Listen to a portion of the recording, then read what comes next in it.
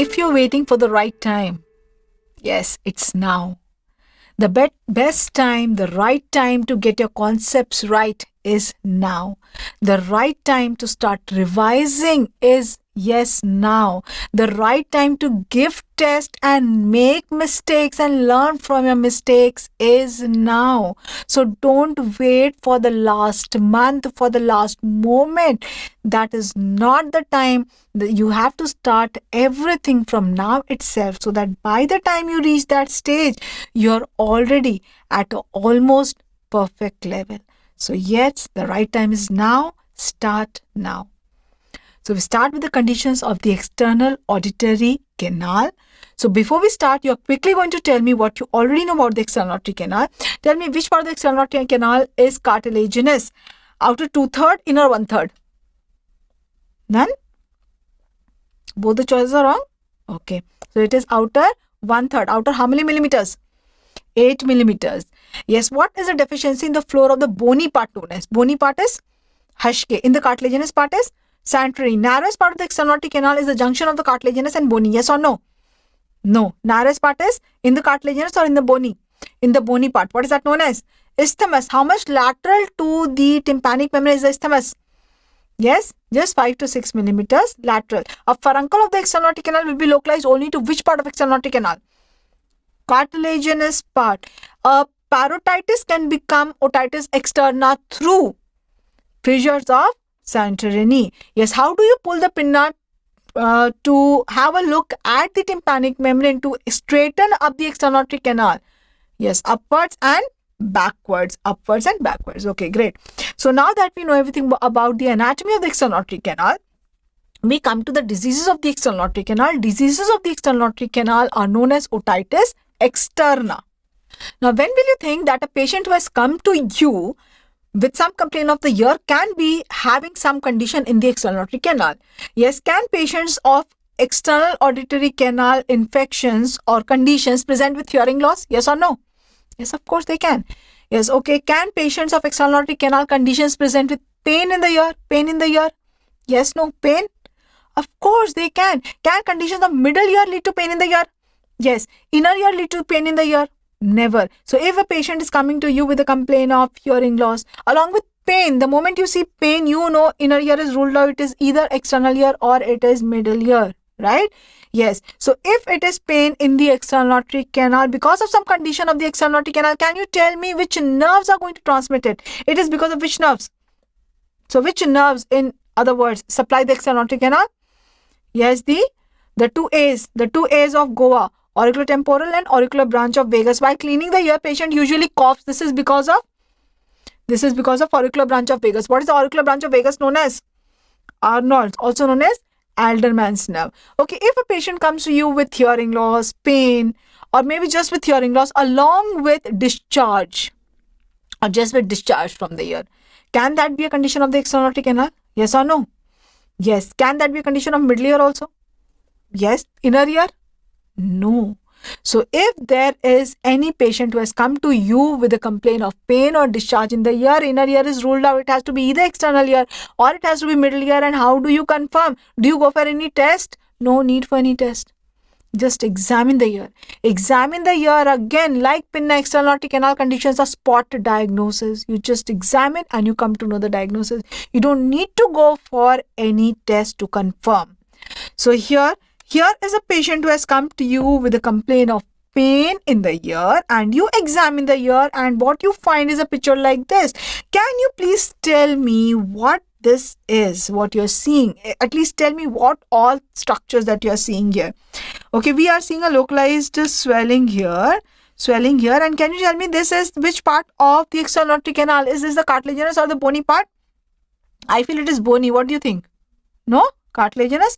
Of course, I know you're very intelligent. Yes. So this is the cartilaginous part. How did you know? Yes, you are seeing the hair follicles here. Yes. So what we are seeing is a localized swelling of the external auditory canal in the cartilaginous part. Can you tell me what it can be? We know the anatomy. What do we have here in the cartilaginous part?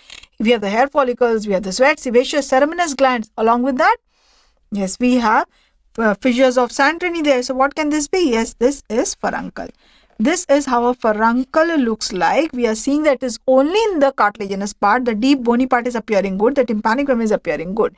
So what complaint would the patient have here?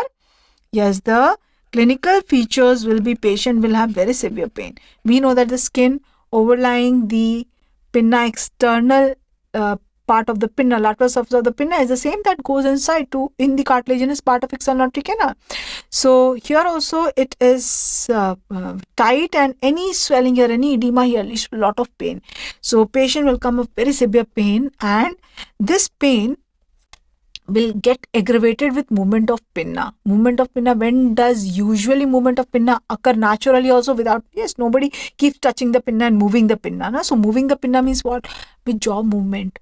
With jaw movement, the TM joint projects inside the cartilaginous part. So that puts pressure on the external aortic canal cartilaginous part, and since this furuncle is localized to the cartilaginous part, patient experiences very severe pain. So what do parents usually come and complain? That my child is having so much of pain in the ear that the child is not eating. The child is not eating. The child is not talking. Yes, why? Because that aggravates the pain. So this pain increases with jaw movement, whereas if there is any infection of the middle ear, the child might be cranky, the child will be crying, but the child will never be that the child is not talking or the child is having pain with movement of jaw. So pain increase with jaw movement. And also here we can see that this furuncle is appearing like a good swelling. Many of the times when the patient have just had a furuncle, just started having a furuncle, we know how the furuncle is many a time just a reddish small swelling, and when you examine the ear, there is nothing, but the pain is a lot. So when you examine the ear, there is nothing, and we know that in the ear there are lots of nerves which supply the pinna, because of which many of the times the pain in the ear is not actually because of the ear, it is a referred pain from surrounding area. So how do you confirm that this patient is having a furuncle which you might not be able to see very clearly now, or is it a referred pain that the patient is having from dental or throat or any other area? Before examining all these areas, the easiest is to confirm whether it is the ear or not. If it is not the ear, then you can examine the rest of the areas. Yes. So how do you confirm it is a furuncle? Yes, a very simple, a very effective test is, yes, just press the tragus. Can you see here what is being done? The tragus is pressed. So what is being done is the pressure of the external aortic canal is increased, the tragus is pressed, and if it is a furuncle, even a very small furuncle will lead to so severe pain that patient will wince of pain. This is what is known as tragal sign. Tragal sign. So the tragal sign will be positive. So now the tragal sign is positive. You have confirmed there is a furuncle. How will you manage? What antibiotic should be given? Yes. What is the organism? The most common organism is staph. So tell me just one antibiotic against it. Yes, very good. You can give amoxiclav. Also, if the pain is very severe and there is a little swelling also, to give splinting in the external aortic canal and to reduce the edema, what can be done is a pack can be put. What is this pack? This is 10% ichthymol glycerin pack.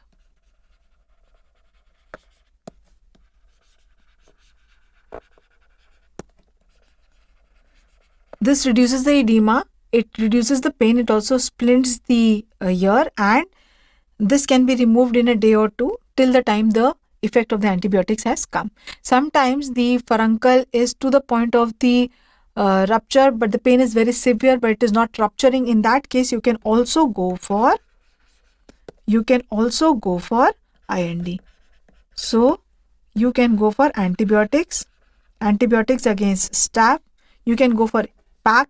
You can also go for incision and drainage. And any patient recurrent furunculosis should be investigated for diabetes mellitus, for diabetes. Now sometimes the patients come with a complaint of pain in the ear, and when you examine, you find a picture like this. The pinna is very, very painful. Any movement of the pinna, you touch the pinna and patient will have a lot of pain.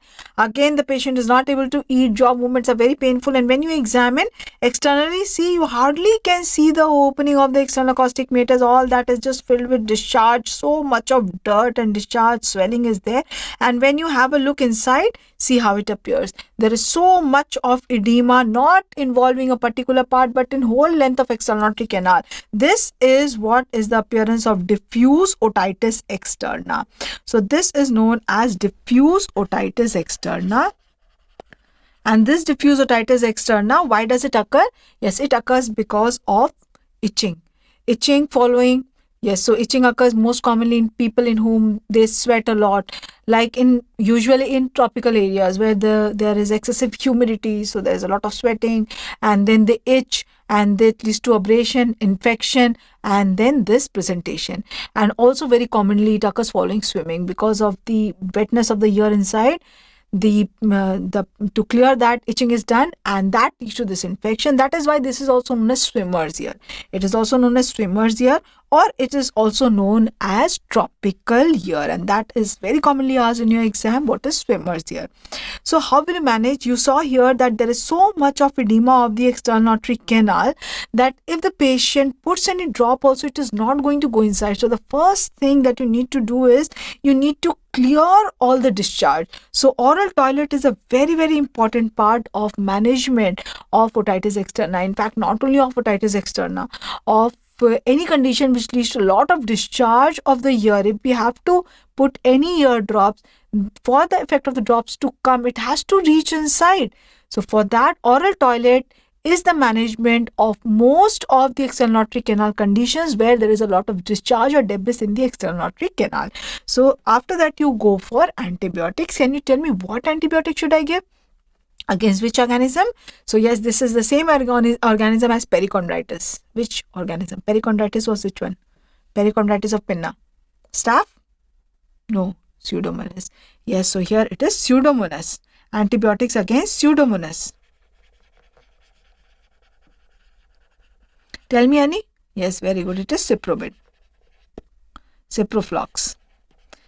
Yes, so you give antibiotics both local as well as systemic. Topical in the form of ear drops and oral antibiotics. Now, if there is infection in the external aortic canal of any person whose immunity is good, with Pseudomonas, that leads to what is known as diffuse otitis externa or swimmer's ear or tropical ear.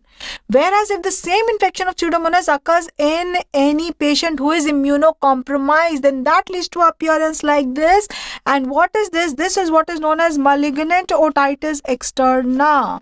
Malignant otitis externa is a repeated question of your exam. Malignant otitis externa. So what is this malignant otitis externa? Is it a malignancy? No, it is not a malignancy. Then why is it known as malignant? Yes, if any elderly presents to you with severe excruciating pain in the ear, and when you examine the ear, you see a lot of granulations, debris, necrosis, and maybe nerve palsies also, what comes to your mind? Malignancy. Yes, so this mimics malignancy, so that is why it is known as malignant otitis externa, but it is not malignancy. What is this? This is an infective condition. Infection with which organism? Yes, infection with Pseudomonas. Pseudomonas in which people? Yes, in people who are immunosuppressed, who are immunocompromised, who are taking steroids, who are diabetic, who are immunocompromised. Yes, the patient presents with very severe pain, excruciating pain. The patient is not able to sleep at night. The pain is so severe pain. On examination, when you see, what you see is lot of necrosis, lot of granulations, ear discharge. Yes, so what you think is that this might be a malignancy. I told you that this patient can also present with nerve palsies. So if I tell you that there is otitis externa which is going out from the floor through the fissures of Santorini, can you tell me which nerve will it involve? Most commonly, yes, if it goes out from the external aortic canal, which nerve do we have here? Yes, we have from the stylomastoid foramen coming out. Yes, the facial nerve. So there can be nerve palsy. Most common is facial nerve palsy. If this infection progresses to the floor of the middle ear, there can be additional nerve palsies. So facial nerve palsy is the most common. Other nerve palsies can be which nerves? Yes, it can be 9th, 10th, 11th cranial nerve palsies which are present in the floor of the middle ear, and this infection leads to extensive osteomyelitis of the base of skull. So it is also known as skull base osteomyelitis. It is known as skull base osteomyelitis. And in your exam, many a times it is asked as skull base osteomyelitis. When is asked malignant otitis externa, it is asked as skull base osteomyelitis. And has been asked skull base osteomyelitis is caused by which organism? And one of the choices staph. Then you see, okay, staph, osteomyelitis, yes, that is the answer. Is that the answer? No, unless and until you remember that skull base osteomyelitis is another name for malignant otitis externa, you will answer this as wrong. So this is another name for malignant otitis externa. So the organism is not staph, it is a Pseudomonas. So this is a patient who has come to you elderly with such dirty findings in the ear, lots of pain, and you know that such elderly, such presentation, rule out malignancy. You take a biopsy. Is this a malignancy? No. Will there be mitotic figures? No. So then you think that maybe I missed it. Take a deeper biopsy. Again, no mitotic figures. Deeper biopsy, no mitotic figures. Yes. So then you think that no, this is not malignancy. This is something else mimicking like malignancy. Then you think of ruling out a malignant otitis externa. Patient is a diabetic. You rule out malignant otitis externa. For early diagnosis of malignant otitis externa, what do you go for? Yes, you go for early diagnosis, you go for bone scan. You go for technetium 99 bone scan. Yes, what will this show? The technetium 99 bone scan picks up the osteoclastic and the osteoblastic activity. So that is indicative of bone erosion. Okay, so if it is bone erosion that we want to see, why not go for a CT scan? That is more easily available, no, than technetium 99 scan. A CT scan will show erosion only when the structural changes have appeared, whereas this will show even very early stages when the osteoclastic and osteoblastic activity have started. So the moment you're suspecting and you want to confirm, go for a bone scan. Go for a technetium 99 scan. If it shows high uptake, you know that this is a very crucial area. This patient is immunocompromised. This can go out, lead to skull base osteomyelitis, multiple cranial nerve palsies. So what you're going to do is start the patient immediately. Tell me the antibiotics. You know the organism. So tell me the antibiotics. Yes, definitely the management first will be oral toilet or debridement of all the dirty tissues. So oral toilet. That consists of debridement of all the tissues, dirty tissues. Along with that, you will give antibiotics. Against Pseudomonas, now you will tell me which. Yes, I will tell you one. Rest you tell me. One is Ciproflox. Okay, this I am telling you. You tell me rest. Tell me more antibiotics against Pseudomonas. Rest of the places I did not ask you. Tell me few more conditions of the ear where the organism is Pseudomonas. Tell me of the pinna. Pinna. Don't ever forget. Pinna, which condition? Yes, we have done one important infection, that is perichondritis of the pinna. So common. That's so common following piercing of the ear. So you cannot forget the most common organism there. What is that? Pseudomonas. Yes. So Pseudomonas. Perichondritis is caused by Pseudomonas. Yes. Tell me any other condition. In immunocompetent, Pseudomonas infection of external aortic canal leads to what condition? Yes, that is diffuse otitis externa. Again, a very, very common condition following swimming, following itching of the ear.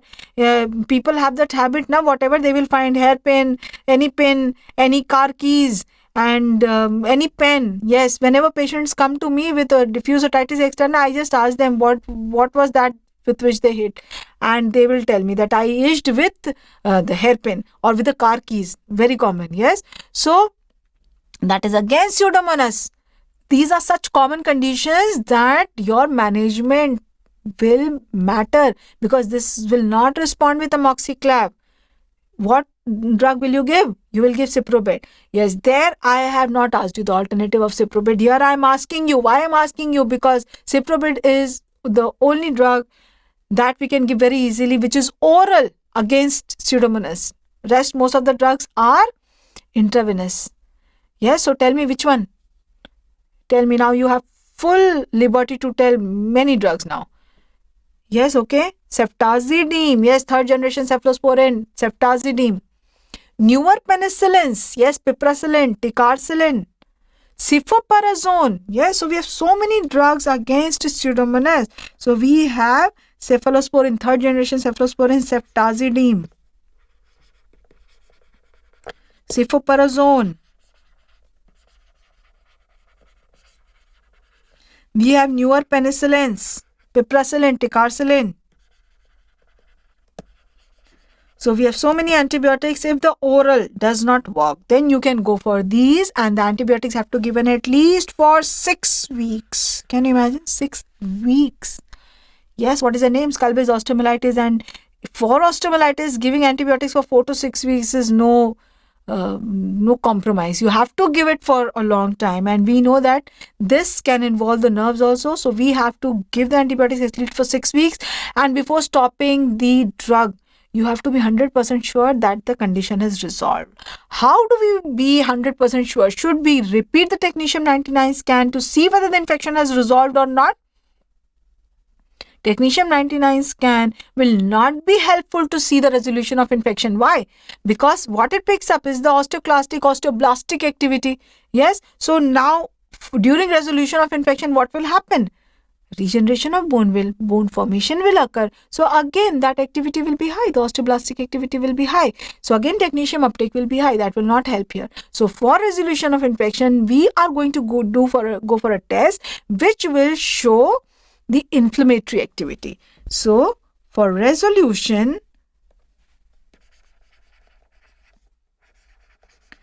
we go for gallium scan. Gallium, or we go for indium scan. This shows inflammatory activity.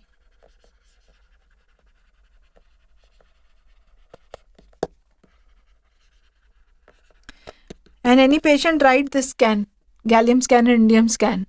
He will move around all around the town and all the cities, and he will not find anywhere who's doing it. So what will you do then? Yes, you will then rely on ESR. We know that in any chronic infection, when we get serial ESRs done, if it is resolving, then the ESR comes down. So that will tell you the indication that yes, the infection is resolving and it is completely resolved. So ESR is also very commonly done to see the resolution of infection. So these are all the important things which are repeatedly asked in your exams, in a question of or in a presentation of malignant otitis externa. So each and every point you should know. So what we are seeing is what are the infections that we have done of the external aortic canal. Yes, when it is a localized infection of the cartilaginous part, what is that condition? Yes, that is furuncle. If it's a diffuse infection of the whole of the external aortic canal, that is diffuse otitis externa. Diffuse otitis externa is also known as swimmer's ear. It is also known as tropical ear. Infection of Pseudomonas in immunocompromised leads to malignant otitis externa. It is also known as skull-based osteomyelitis. Yes, skull-based osteomyelitis, the most common nerve to get paralyzed is facial nerve. What is the most common organism causing skull-based osteomyelitis? Pseudomonas. For early diagnosis, what is the investigation? Technetium 99 scan. For resolution of the infection, yes, you go for gallium scan or indium scan, and you give antibiotics against which organism? Pseudomonas. Name a few. Yes, ciproflox, ceftazidime, cefoperazone, newer penicillin. For at least how much time? Yes, 4 to 6 weeks, at least 4 to 6 weeks time. So most common otitis externa is bacterial. 90% of the times the otitis externa is caused by bacteria. And what is the otitis externa we did till now? Yes, furuncle, diffuse otitis externa, malignant otitis externa. What was the most common organism here? Yes, diffuse and malignant, both is Pseudomonas. So yes, the most common otitis externa is bacterial, and most common bacterial otitis externa is by Pseudomonas. So 90% of otitis externa is bacterial, and most commonly it is caused by Pseudomonas. 10% of the cases it can be fungal.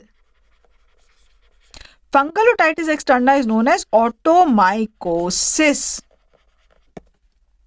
So here the patient will come with again pain in the ear, lot of itching and ear discharge, and when you examine, what you see is a picture like this.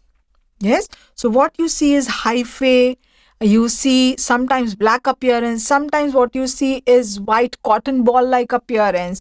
So yes, it can be either by Aspergillus niger, that is the most common cause of fungal infection, most common cause of otomycosis. This is otomycosis. Most common is Aspergillus niger, and the appearance here is the black appearance known as wet newspaper appearance. Second most common is Candida, and Candida appears like a cotton ball. How do you manage? Yes, again oral toilet. Unless and until you remove all this dirt that you're seeing here, do you think the eardrops will reach inside? No. So oral toilet, and you go for local antifungal eardrops. Should we give oral antifungals also here? No need for oral antifungals, only local antifungal eardrops will suffice. Now here sometimes you see a picture like this where the patient has come to you with very severe pain, and what you are seeing is vesicles. Vesicles, very severe pain. This is the typical appearance of herpes zoster. Rule out herpes zoster. Herpes zoster oticus. And sometimes these patients also have facial nerve palsy. So herpes zoster with facial nerve palsy is what is known as, yes, you know that, what is that known as? Ramsay-Hunt syndrome. How will you manage this? Yes, we give steroids and antiviral. Antiviral plus steroids. A very common thing that you very commonly see, yes, this is how wax appears. Is this abnormal? Is wax abnormal? Does wax form only in some ears? Patients ask me that in my ear I do not know why wax forms. Yes, so is it abnormal? No, wax forms in all ears. It is produced by ceruminous glands. Yes, so then this next important question that patients ask is, how frequently should I get my ears cleaned for wax? So do we need to get our ears cleaned for wax? Our ears are self-cleansing. With the movement of the jaw, the wax usually comes out. Wax, when it is produced, is liquidy and it is a very sticky consistency, and it usually comes out with movement of jaw. Why at all is it present inside the ear? Yes, it has protective function. It lubricates the ear and it also protects. It has got antibacterial activity. So its function is lubrication plus protection. It is produced by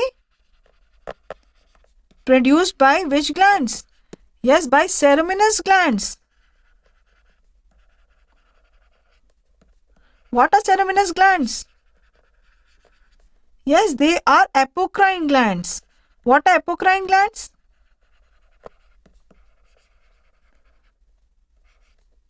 What are apocrine glands?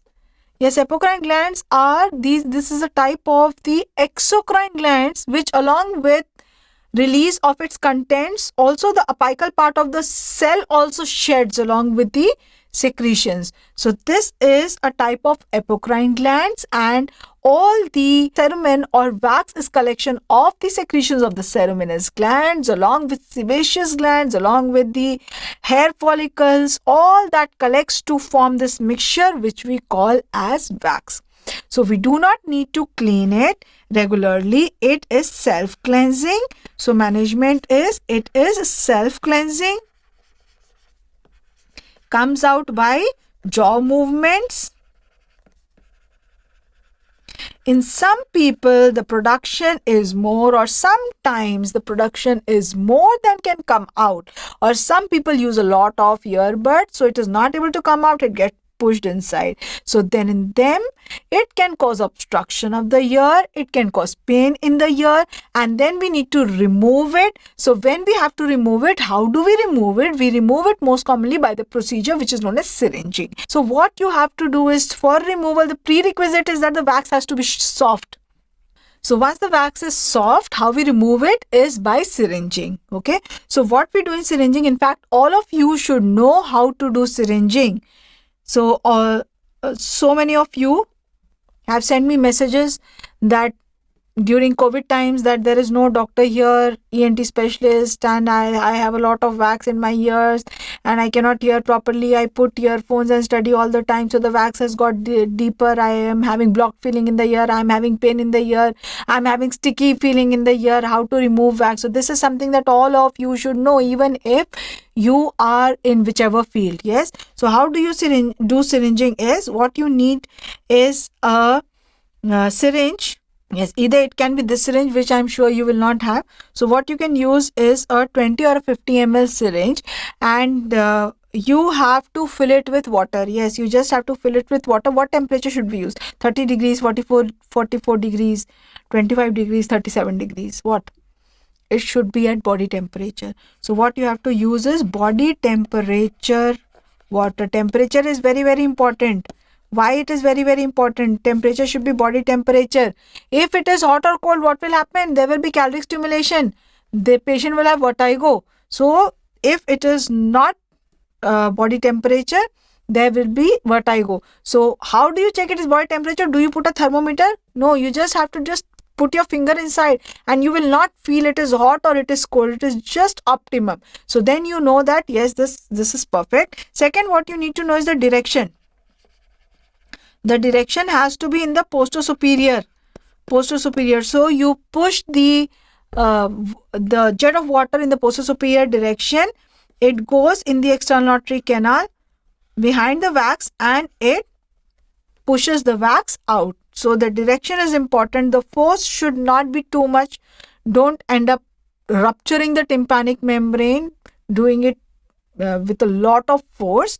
And what you need to remember is when you will not do it. So what are the contraindication of syringing? Of course, for wax you have to do it. When will you not do it? Whenever you know that there is a perforation of the tympanic membrane. Perforation of tympanic membrane you will not do. Second, if there is any foreign body of the ear, you again remove it with the help of syringing. This is a very easy technique and it is not painful. So kids usually very nicely they get it done. But in which foreign body of the ear you will not do syringing? Yes, if the foreign body is a battery, that will lead to leakage of the battery and that can lead to severe necrosis, even facial nerve palsy. So in battery, the foreign body is battery. Kids put that small battery which is there in the toys in the external auditory canal. Never remove it with the help of syringing. Always remove it with the help of instrumentation. And what can be the complication? The complication of syringing can be, there can be caloric stimulation leading to vertigo. This is a very common complication. There can be tympanic membrane rupture. Yes, this usually does not happen. And also there can be, if you're doing it when there is a perforation of the tympanic membrane, there can be reactivation of otitis media. You can push infection into the middle ear leading to reactivation of otitis media. So this is what you need to remember in syringing, and this is the safest, a very, very easy method if it is done in safe hands. And also what you can do for removing wax is you can remove it with the help of a probe which is known as Jobson-Horn probe with ring curette. It is a probe, yes, this is what on one side is the ring. I hope you can see it. One side is the ring. It is bent through which you can go behind the wax and you can pull it out, and the other side has serrated end. In your exam is asked, why is this serrated? Yes, this is a pointed and a serrated end. So that is for rolling cotton over it. The cotton is put and rolled over it so that it holds the cotton, and this is used to clean the discharge of the ear. Like it becomes like a bud, right? Earbud. To clean the discharge from the ear. So as you're seeing here that in this patient I am removing with the help of probe. Also what can be done is, if the wax is such that it can be a very thin flaky wax, it can be pulled out with the help of a forceps. Now in this patient where there was wax in both the ears, and after putting ear wax drops in both the ears for around 2 to 3 days, in one ear, the following syringing, all the wax came out very easily. In the other ear, the wax would not come out. It was very, very painful. Outside it was all wax and it would not come out. Yes, and again she put for again 2 or 3 days, and again when it would not come out, that is the time we realized that this is not only wax.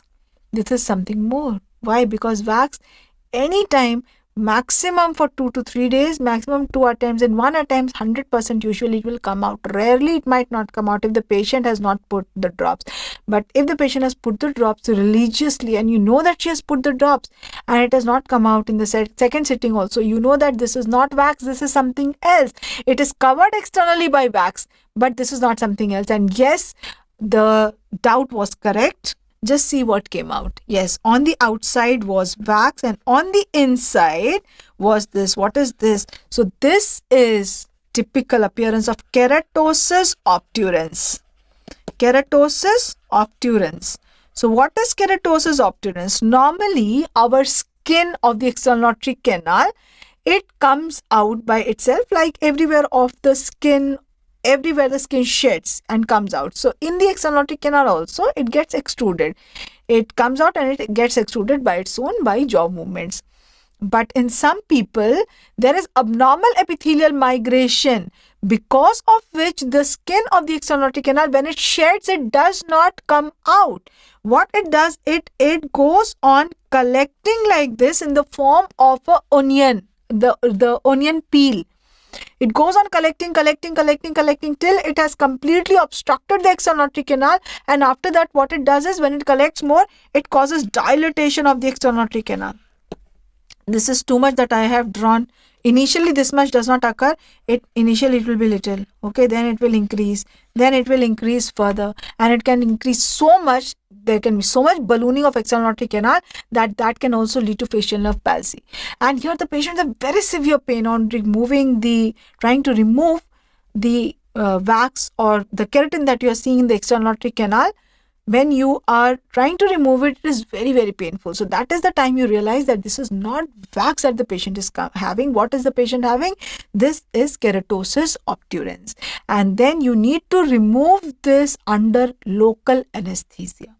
So this thing that came out was removed under local anesthesia, and outside we can see was all wax. Yes, it was all wax. Inside was this keratin deposition, which is known as keratosis obturans. So this appears like this on endoscopic appearance, and many of the endoscopic pictures that have been taken are by Dr. Rahmat Omar. Yes, so this is keratosis obturans. The cause is abnormal epithelial migration.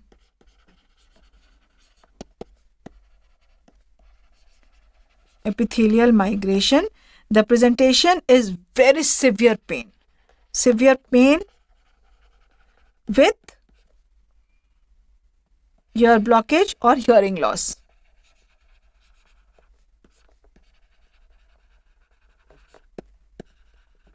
External aortic canal appearance is ballooned or dilated. EAC. There can also be facial nerve palsy. And yes, Usually these patients have abnormal epithelial migration other places also. These patients also usually have sinusitis or bronchiectasis. So these are the conditions of the external aortic canal that we are supposed to know. So quickly you're going to keep your pens down. Yes, straight. Very good. Tell me what is the most common cause of otitis externa? Most common cause of otitis externa. Is it bacterial, fungal, viral? Yes, it is bacterial. Which bacteria? Pseudomonas. What is the pseudomonal infection of the pinna known as? Perichondritis. Yes, what is the pseudomonal infection of the external aortic canal? In immunocompetent, diffuse otitis externa. In immunocompromised, malignant otitis externa. Malignant otitis externa is a malignancy, yes or no?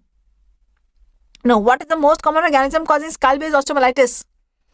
Pseudomonas. Early diagnosis, technetium 99. Yes, for resolution of infection, gallium scan. Yes, what is abnormal epithelial collection of keratin in the external aortic canal known as? Laminar onion skin appearance, collection of keratin because of abnormal epithelial migration in the external aortic canal. What is that known as? That is known as keratosis obturans. And I'm just telling you here, we'll see that later on. If the keratin collects in the external aortic canal, that is what is keratosis obturans. Yes, because the normal lining epithelium of the external aortic canal is stratified squamous keratinized epithelium. Whereas if it goes in the middle here where the lining epithelium is not keratinized, there it is a columnar epithelium, ciliated columnar epithelium. There stratified squamous epithelium or keratin is not supposed to be. That is what is known as cholesteatoma. Yes, why I am telling you there is because it is asked in your exam that if there is keratin deposition in the external aortic canal, do we call it as cholesteatoma? If there is this appearance, no, it is keratosis obturans. And how do you, when you do syringing, what is the temperature of water? Body temperature. What is the direction? Yes, it is posterior-superior. In foreign body of when there is a battery of the external aortic canal, will you do syringing? Never. If there is any vegetative foreign body, for example, a pea or chana dal or something like that, yes, which swells up on water, then is syringing an absolute contraindication in that case? In that case, you can give an initial try of syringing. It usually comes out. But by chance it does not come out, then you don't have to wait for it to swell and completely get impacted. So then you will have to go for surgical instrumentation to remove it. So it is not a complete contraindication of syringing. But what is a complete contraindication? Absolute contraindication? A foreign body battery. So that is all you needed to know in the conditions of the external auditory canal.